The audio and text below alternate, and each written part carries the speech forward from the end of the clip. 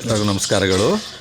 ಮರ ಕಡಿಯುತ್ತಾರೆ, ಪರಿಸರ ಹಾನಿ ಮಾಡುತ್ತಾರೆ ಎಂದಾಗ ಮರದ ಕೆಳಗೆ ವಿಶ್ರಾಂತಿ ಪಡೆಯುತ್ತಿದ್ದಂಥ ಸಾರ್ವಜನಿಕರು ಸಹ ದಿಢೀರನೆ ಎದ್ದು ಬಂದು ತಮ್ಮ ಅಭಿಪ್ರಾಯಗಳನ್ನು ವ್ಯಕ್ತಪಡಿಸಿದಂಥ ಈ ದೃಶ್ಯ ನಿಜವಾಗಲೂ ಪರಿಸರದ ಬಗ್ಗೆ ಇರುವ ಅವರ ಪ್ರಜ್ಞೆ ಎದ್ದು ಕಾಣುತ್ತದೆ.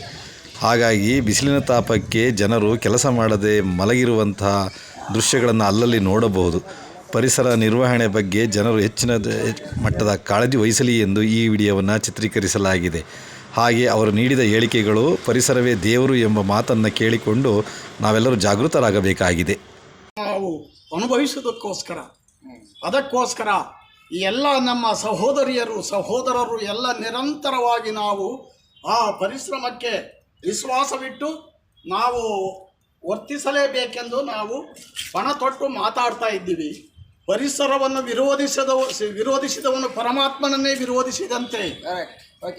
ಇದು ಸತ್ಯವಾಣಿ. ಎಲ್ಲರ ಕಿವಿಯಲ್ಲಿ ಇದು ನೆನಪಿರಲಿ. ಎಲ್ಲ ನಮ್ಮೊಳಗೆ ಇದು ನೆನಪಿರಲಿ. ನೋಡಿ, ನಮ್ಮೊಳಗೆ ಹಾಗೆ ನಾವೆಲ್ಲರೂ ಸೇರಿ ಪರಿಸರಕ್ಕಾಗಿ ಶ್ರಮಿಸಿ ಯಾವುದೇ ಅಧಿಕಾರಿ, ಯಾವುದೇ ಎದುರಾಳಿ ಬಂದರೂ ಕೂಡ ಅವರಿಗೆ ನಮ್ರತೆಯಿಂದ ಮೊದಲು ಸ್ವಾಗತಿಸಿ ಅನಂತರ ಉಳಿದ ವಿಚಾರವನ್ನು ನಾವು ಕೈಗೆತ್ತಿಕೊಳ್ಳಬೇಕೆಂದು ನಾವು ನುಡಿಯುತ್ತಾ, ನಮ್ಮ ಹೆಸರು ಶಿವಧರ್ಮ ಚಂದ್ರಣ್ಣ, ಸಂಗೀತ ಕಲಾವಿದರು ಮತ್ತು ಪೌರಾಣಿಕ ರಂಗಭೂಮಿ ಕಲಾವಿದರು ಹಾಗೂ ನಿರ್ದೇಶಕರು ಎಂಬುದಾಗಿ ತಿಳಿಸಿ, ಉಪನಾಯಕನಹಳ್ಳಿ ನಮ್ಮ ಸ್ವಂತ ಊರು.